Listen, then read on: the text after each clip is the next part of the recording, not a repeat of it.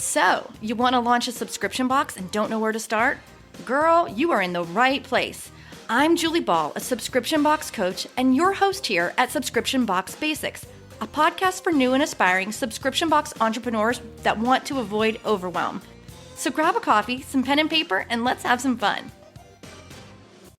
Hey, everybody, and welcome back to Subscription Box Basics, the podcast. I'm your host, Julie Ball, and there's nothing I love more than talking shop with my boot campers.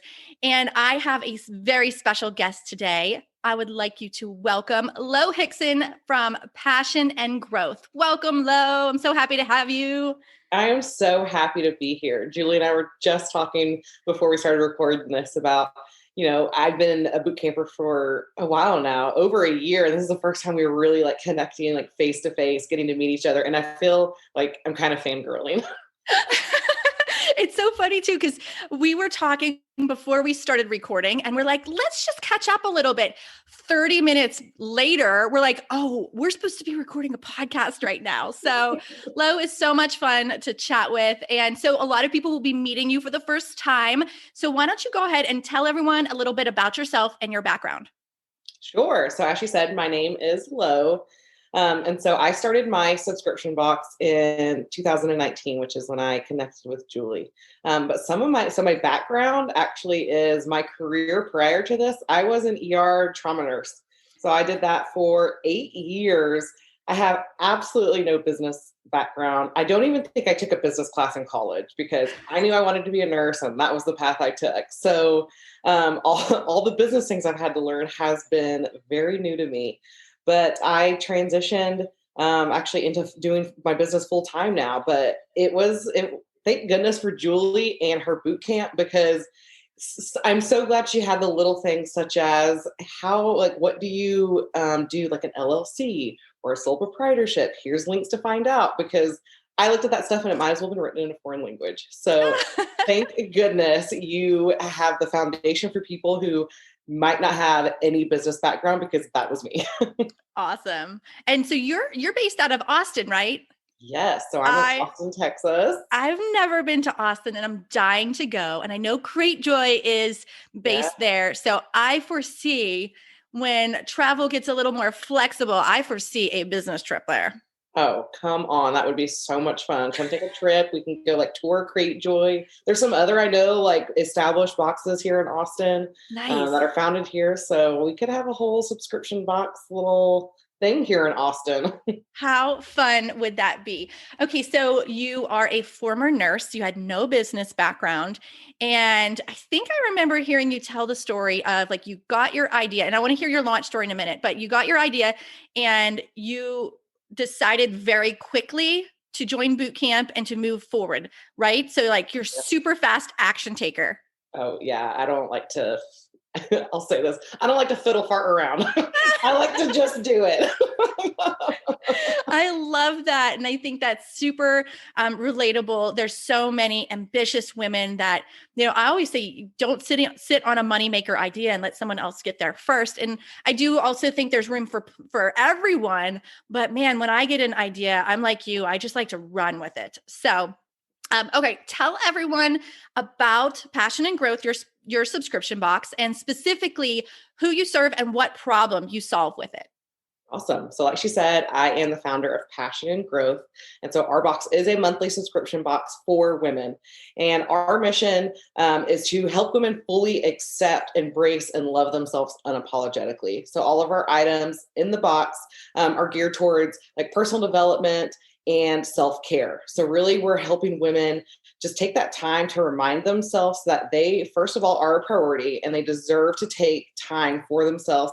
And secondly, to help reprogram our minds into thinking and knowing that we are enough. I know us as women struggle so much thinking that we have to do everything for everybody else. We lose our identity a lot of times, and we certainly most definitely don't think that we're enough, we're worthy, we're lovable. And really this box is designed to be that monthly reminder that you are good enough and you are worthy. And that is everything we do, is really for that message right there, just to remind that woman that you deserve this. Yes, like I have chills here and I just want to like shout it from the rooftops. I love that so much. It is so important. And no matter what way you look at self-care, because there's a lot of different angles you could take it. I love the fact that you are baking in the personal development part of it too, because I think that's really important to take care of your mindset. And it's not just taking a bath, or it's not just, having a beautiful notepad or whatever it is that is in the box. Mhm. That's a good segue. What do you put in the box? Give us some examples of items. Yeah, of course. So we always have some kind of book. So usually it's a personal development book or an autobiography from some like influential women. So we've had Chrissy Metz from um, This Is Us. And then we just recently had our box with autobiography by Drew Barrymore. So they're usually one or the other. So they're usually just autobiographies of fantastic, empowering women who have overcome a lot of obstacles to get where they are, or they're just personal development working on, mindset. We had a funny one in January that was talking about someone who went on a journey where every single month she read a new like self-help book and tried to implement it, and the disaster that happened. So that was, there's lots of different books, but all kind of with this resounding theme of empowering women and really improving our mindset. And then other items, I like to include a lot of different affirmation, like lifestyle items. And so we recently just had some socks in our box, and the affirmation on it was never give up. And it's just those simple reminders. We've sent art prints in boxes. I have one in my office over here and it says, love your body. And this is a beautiful picture of a woman. We've had jewelry in our boxes. We have, and I guess, so I can kind of tell you what our January box had. So our January box was Goal Getter. And so that was such a great box. We had our book, we had a planner, which was fantastic. It had a lot of inspirational quotes in it. We had markers that had Make Your Mark, Girl. Ooh, I like that. Goals, like a set of 5. We had a notebook that said Big Ass Goals. And it was just beautiful and pink and just a reminder that you can set big, audacious goals. We had an eye mask. It was a beautiful silk eye mask that says Dream Big. We had a papaya facial cleanser from Hawaii. And so it varies every month. Every month is a surprise. And we always, put the items in there surrounding a theme. But yeah, it's really all items that are really going to just make, hopefully, this woman stop and say, hey, like, this is my box. That's for me. Mm-hmm. And I deserve to take a minute and really appreciate who I am and where I'm at, and just love on myself. Ooh, I like that. Love on myself. That's a good way to put it. Okay, so tell us your launch story. How did you come up with the idea, and why is this so important to you? Yes, I love this story. Okay, so a lot of my struggle in my box is I created this based on really my own personal struggles. So when I was a baby, I had a tumor very young on, and I had surgery when I was 3 months old. And I continued to have like major reconstructive plastic surgery until I was 21. Like every year I would have these giant surgeries. And which now you can probably understand the whole nursing thing. I Yeah. felt very comfortable in hospitals. That was part of my normal. Nursing was a natural path for me. But throughout a lot of this, I felt very different. And I got, of course, a lot of like stares and a lot of questions about why I looked different and why do you have the scar on your face? And I started to develop a lot of self-limiting beliefs about myself. And so from a very young age, I felt I didn't feel worthy. I felt like I wasn't enough. I felt like I was different. I felt like I would never amount to anything because I was so different than anybody else. And I also, unfortunately, in where I grew up, it was also very much of the mindset, grow up, go to college, find your husband, make sure they have a stable career, and then Linear. you're good. Yeah. So there was no grow up and be the badass woman that you're meant to be. So I very much felt held back in that mindset, but then also compounded by the fact that I had such low self-confidence and no self-esteem in myself. And so I really started to discover this like in my 20s and late 20s. And in the midst of there, I did get married and divorced, and there was just a lot of personal struggles. But in my late 20s, I really hit this low point in my life where I knew something was not right. I felt just so terrible. I would wonder, why do I have all these thoughts in my head? Why do I constantly feel like I'm comparing myself, or feel not good enough, or feel unlovable? I remember when I finally did go through with my divorce, it took a very long time, but I remember one of the big things holding me back from leaving a relationship that I was not happy in was because I would look at myself in the mirror and think, you're lucky that somebody loves you. And what if no one loves you again? Oh, And it's my that heart kind is of breaking, mentality. Lo. Oh my I goodness. still can't say it without like tears coming to my eyes, because now, like, I would never say those kinds of things to myself. But then in those moments, I didn't know, I did not realize that I had control over these thoughts that I told myself. And it was just so ingrained in me that that was constantly what was going through my head. So no wonder I felt so held back and loathed myself. And so late 20s, I started going on my own personal development journey. And I really wanted to figure out, why do I feel like this? Why do I feel like every day I'm just not good enough and I am not happy? Even though on the outside, I mean, I am a very bubbly, exciting, fun like person, but inside the thoughts that were going through my head it was terrible. And so that's where I started. I started reading personal development books. I started just like researching other people in this. I didn't know it was called this at the time, but like the personal development industry. Yeah. And I started really learning that I could change the thoughts that were on replay in my head, that I had complete control of them. And suddenly it felt so freeing. Suddenly, oh my gosh, I can control the thoughts that are constantly on a loop in my head. I can, instead of telling myself that I'm not worthy, that I'm not lovable, that I'm not pretty, I can tell myself that, look at everything you've overcome, you know? And I certainly didn't jump to these negative thoughts to, oh my gosh, you're the best human ever. It was a slow transition. I mean, Yeah. it was, look at what you've overcome. Look at what you've done. Look at all the adversity that you've had in your life, and you've come out on top. And so starting to realize my accomplishments and what I've achieved. And then, you know, I got into therapy and I really started understanding some of the emotions, and a lot of the emotions that I buried deep down. And I learned to just understand myself. And after probably, I think it was like 2 years of really being on my own journey, and I'm still very much in the thick of it, but I felt so free. I remember one day standing in the kitchen with my partner, my best friend, and I standing there and I had this thought, and I said, I'm made for more. I can do more.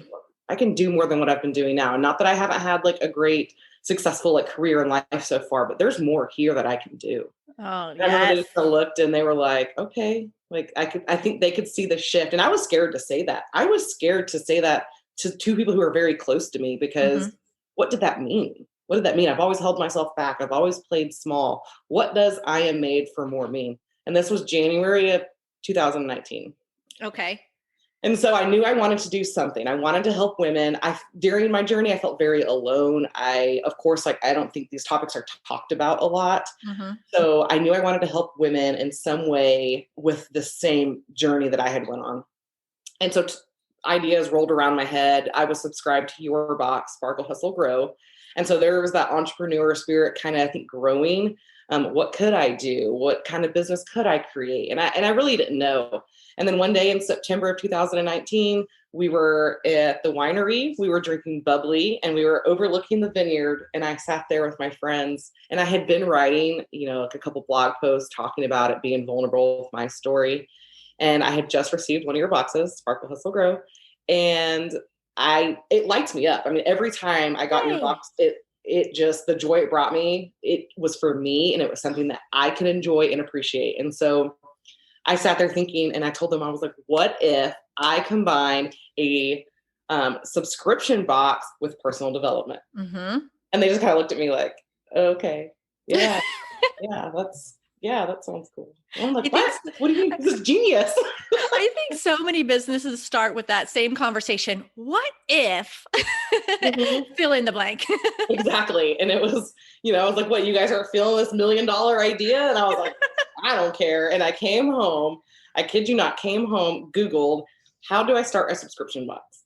So at this time, I was in your group though for Sparkle, Hustle, Grow subscribers. And I was like, oh, like the natural place would be, let me go look there and see if anyone has started a subscription box or if there's some kind of resource. I did not know Subscription Box Bootcamp existed. And so I Google in there about it, and Subscription Box Bootcamp popped up. And I was like, what? There's a whole course on just starting a subscription box? Yay. And I think I bought it either that day or the next day. Like I thought about it, I tossed the idea around in my head, and then I was like, bye. And that was the first purchase I made. And it perfectly laid the foundation for exactly what I needed. And it walked me through, for the person who has no business background, no knowledge of anything. It took me from an idea in September of 2019 to me doing my launch to my VIP list at the end of December 2019 to fully launching to the public in January of 2020. So you shipped your first boxes then January 2020? Actually shipped them February 2020. February 2020. Mm-hmm. Wow. So as we record this, we're like 1 year out. I know you just celebrated that 1 year anniversary. Congratulations. Thank you. You have such an incredible story. And I'm just so, so proud of you. Bravo. Thank you. I look back on the person I was a couple of years ago and the person I am now. And it's, and building this subscription box to serve women who are in similar situations to me and feeling just not good enough, to look at where I am now and to look back on how much I've grown also. This is not just for the thousands of women that we impact. This has also helped me, and I have moments where I just sit here and honestly, I'll cry thinking about what we have created and the movement that's happening, because I feel like because I've been vulnerable and been willing to share my story, it's helping other women now share their story, and other people are coming out of their shell and stepping into the woman that was always there, but maybe subdued due to society or other people's thoughts or other people's beliefs that we have taken on and made our own. And seeing myself and other people step into who they've always been is the most beautiful thing I've ever seen. Yes. And I'm still doing that as well. And so I've had so many moments this month that, just like you said, celebrating my first year, celebrating, how much we've grown, all those things that, wow, had I not allowed myself to really step into this person and this woman, I wouldn't be here. Yeah. And that is so cool. I 100% agree with you when you were saying that, that a lot of it is because you're being vulnerable and authentic in front of your audience. And you just even said too, that you're in the thick of it. You're doing this journey with them. And I can liken that to my journey with Sparkle, Hustle, Grow. I am my target audience. And every single month I'm going through the books and the trainings alongside my subscribers. So we get to grow together, and it's really fun that you can create a business where you're right in the middle of it, right in the journey alongside your customers. And I think that helps us as business owners to know what they need and how to serve them best. Of course, the best thing to do is ask them what they need and how we can serve them. But we can just relate so much to our audience because we are our audience. Right. I think you have such a good point there. And I think that has made it a lot easier in our messaging, because we can, relate to how you feel, or how the audience would feel and what they need and what they like. Because I'm with you. I read the books every month, and I'm like, oh, would I like this? Would I have liked this? Especially when I was starting my journey. Yes. And so I really try to put items in there that I use. I tend to put a lot of affirmations in my box, because for me, that was important. For me, my like I just discussed, my mindset was in a totally dark place. And so for me, seeing these affirmations everywhere, you can actually see in the back of my camera here. There's affirmations everywhere. I see them. That is just all affirmations, because I still use them to this day, because I think it's important to remind yourself, and it's important to flood yourself with good thoughts about yourself, because it's easy to forget.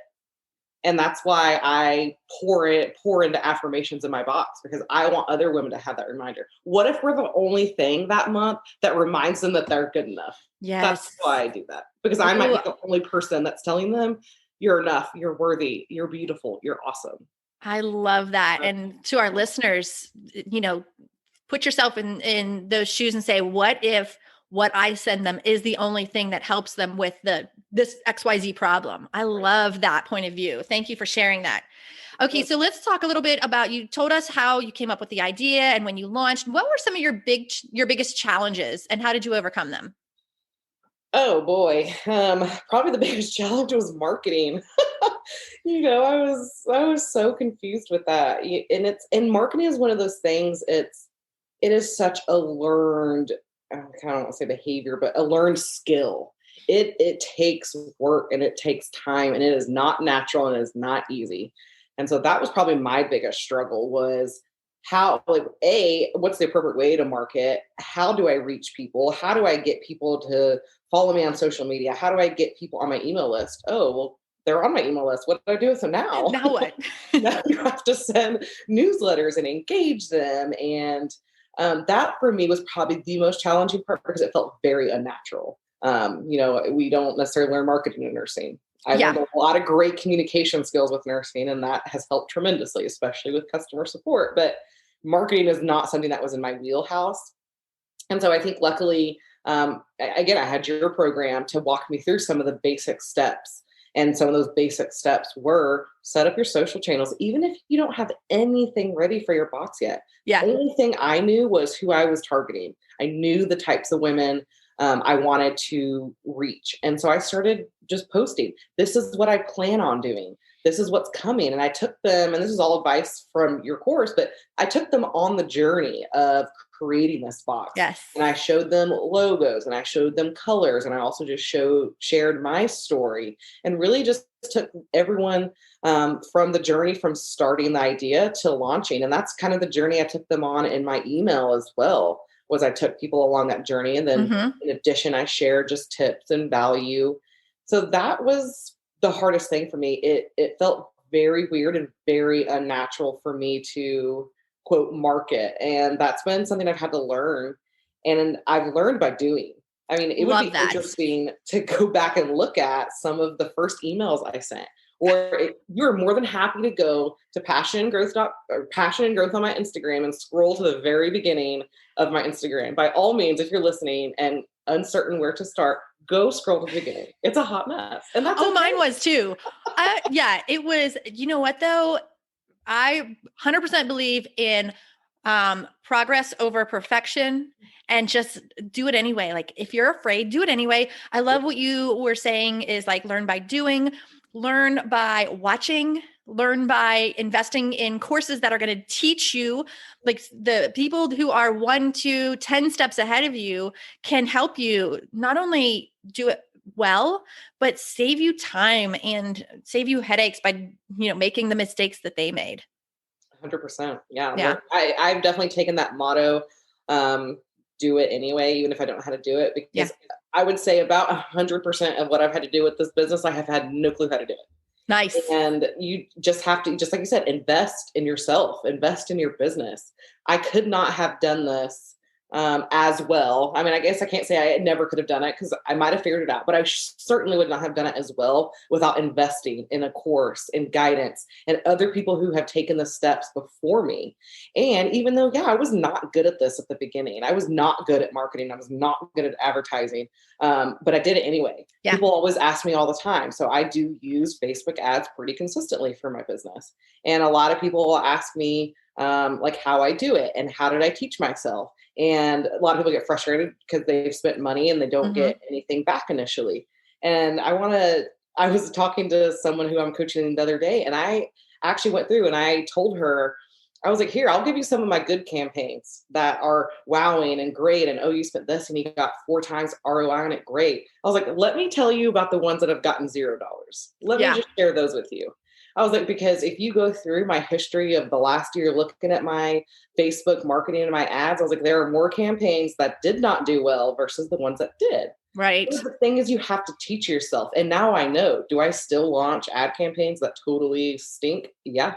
And you know what? I take them down after a day or two. Right. It's just testing and it's just learning and it's just doing. And if I had stopped after my first one that did not do well, then I wouldn't have the success that I have now because I wouldn't be good at them now.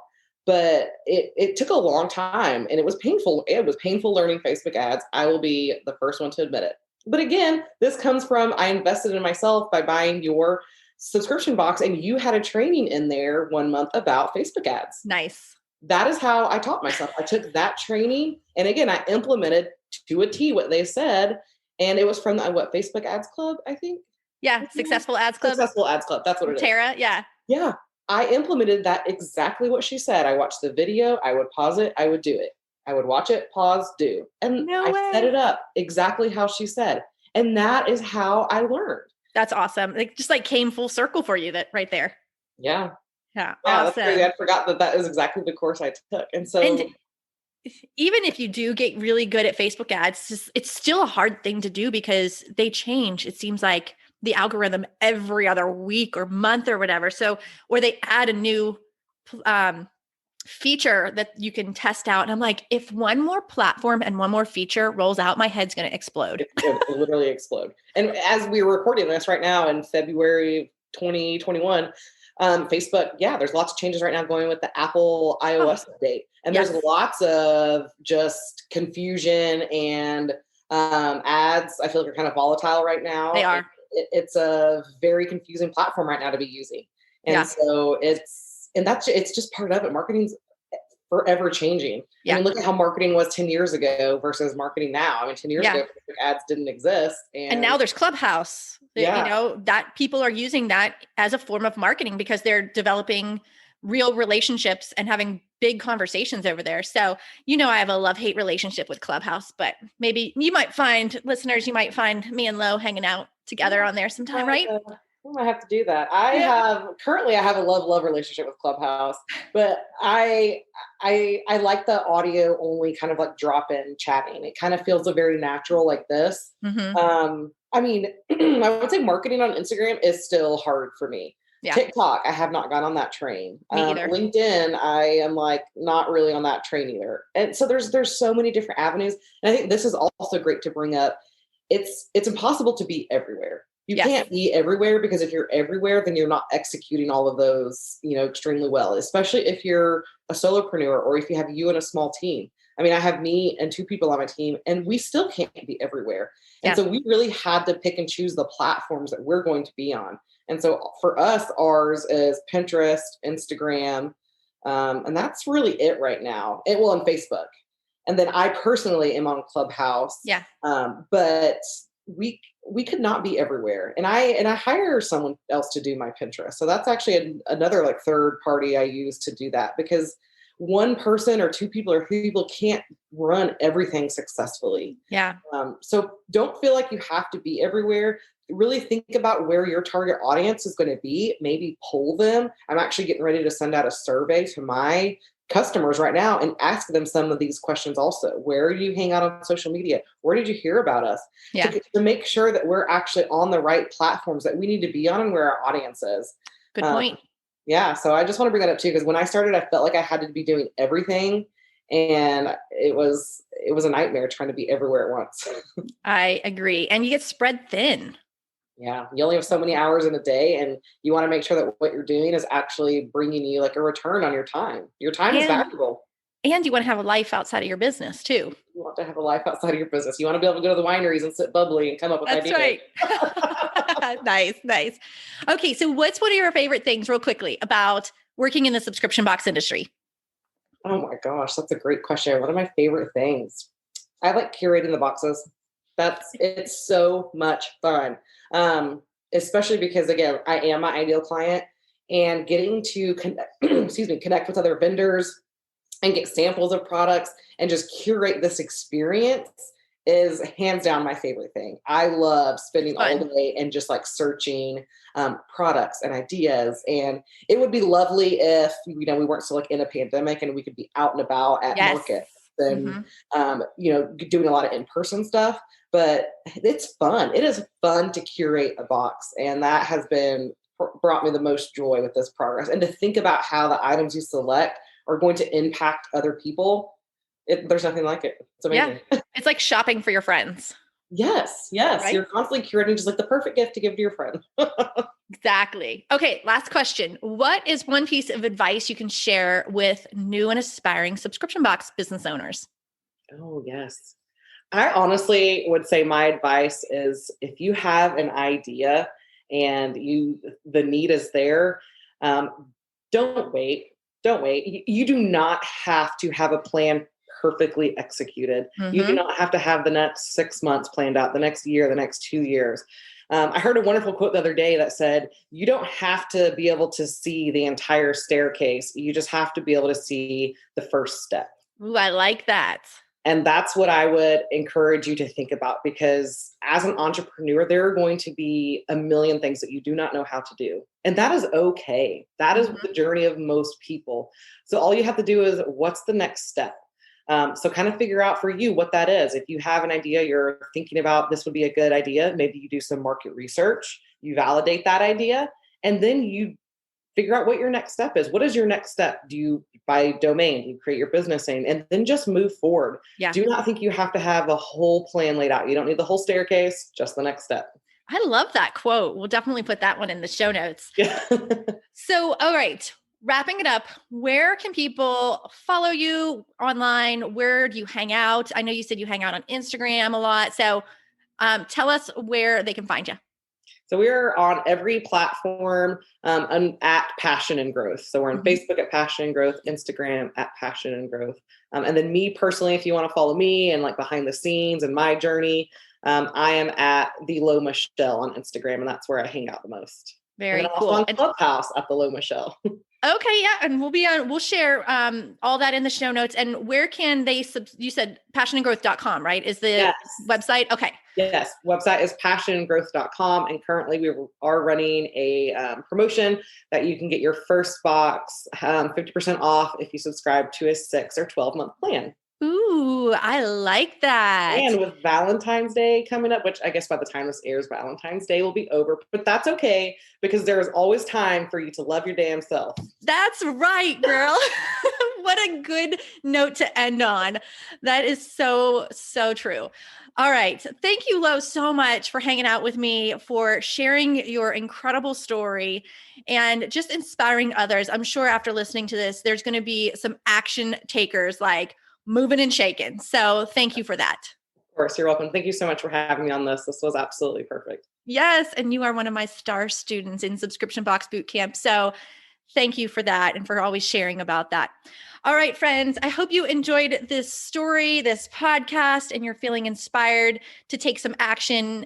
I've got an action you could take. You could go over and subscribe, rate, and review this podcast so we can continue to reach more people and inspire them to start their own subscription box.